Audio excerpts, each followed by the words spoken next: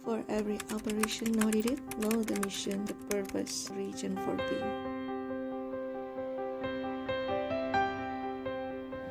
Kecurangan adalah tindakan yang bertujuan untuk memberikan keuntungan pada diri sendiri dan merugikan orang lain dengan kelicikan ataupun akal muslihat. Survei yang dilakukan oleh Association Certified Fraud Examiners menunjukkan hasil bahwa financial statement fraud merupakan jenis kecurangan dengan persentase kecil tetapi menyebabkan kerugian yang besar. Pada kesempatan kali ini, saya dan rekan saya akan memaparkan analisis financial statement fraud dengan modus operandi manipulasi kartu kredit. Gambaran umum pada kasus yang dilakukan oleh PT Bank X ini adalah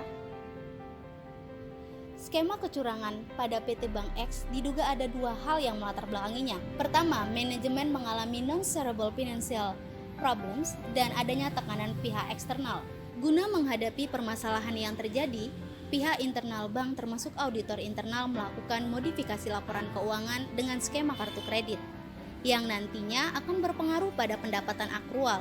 Setelah peningkatan pendapatan akrual, diduga adanya keterlibatan auditor eksternal.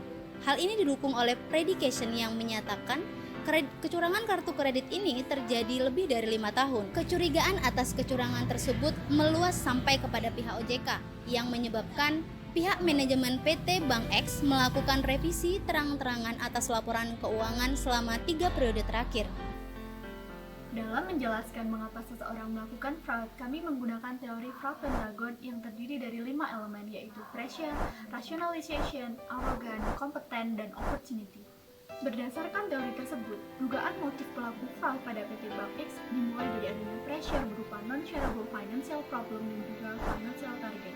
Elemen kedua adalah opportunity atau peluang untuk memanfaatkan situasi dan kondisi untuk mencapai keuntungan pribadinya. Pada kasus ini, PT Bank X merupakan perusahaan perbankan yang memberikan jasa kartu kredit, yang mana dalam perhitungan pendapatannya dapat digunakan pendekatan akrual, sehingga memunculkan celah untuk melakukan penggelembungan pendapatan. Selanjutnya, terdapat arogan atau sikap yang menunjukkan bahwa pengendalian internal, kebijakan, serta peraturan perusahaan tidak berlaku untuk dirinya. Pelaku fraud pada PT Bank X kemungkinan besar memiliki kuasa di perusahaan sehingga muncul perasaan dirinya berhak atas segala kendali yang ada di perusahaan.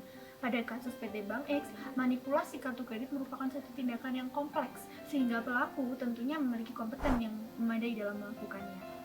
Setelah seseorang mengalami pressure, memiliki opportunity, arrogance, dan competence, maka sebelum melakukan fraud, pelaku akan membuat rationalization atau mencari pembenaran. Pada kasus ini, pelaku fraud dapat menjustifikasi perbuatannya dengan pertimbangan bahwa suatu saat mereka akan dapat mengembalikan apa yang telah mereka ambil dan dengan bantuan auditor dapat memperbaiki kesalahan yang telah mereka buat. Pada dasarnya, audit investigasi berujung pada pengadilan. Auditor investigatif berperan dalam pencarian bukti dan menelusuri bagaimana kasus fraud ini terjadi.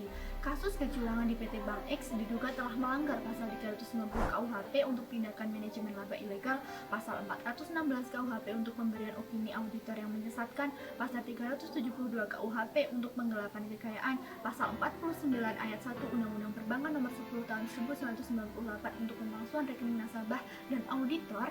KAP telah melanggar etika audit seperti yang tercantum dalam pasal 25 ayat 1 Undang-Undang nomor 3 tahun 2011 tentang akuntansi.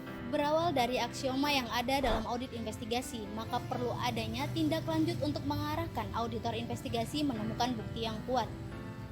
Berdasarkan predication, kami menggunakan 4 teknik audit investigasi. Yang pertama adalah pemanfaatan pemeriksaan laporan keuangan. Pada tahap ini, auditor investigasi meminta informasi dan konfirmasi terhadap pihak yang dirugikan, yaitu nasabah. Selain itu, auditor investigasi juga memeriksa dokumen terkait penerbitan kartu kredit.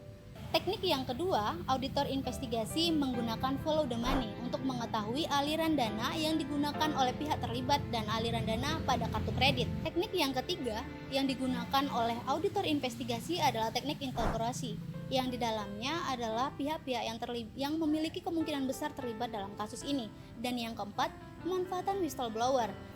Berdasarkan analisis yang telah kami lakukan, kami menyimpulkan bahwa kuat dugaan terdapat keterlibatan auditor internal dan eksternal dalam tindakan revisi laporan keuangan yang dilakukan oleh PT Bank X yang diawali dengan adanya modifikasi kartu kredit dan juga pembiayaan kepada anak usaha yang tidak wajar.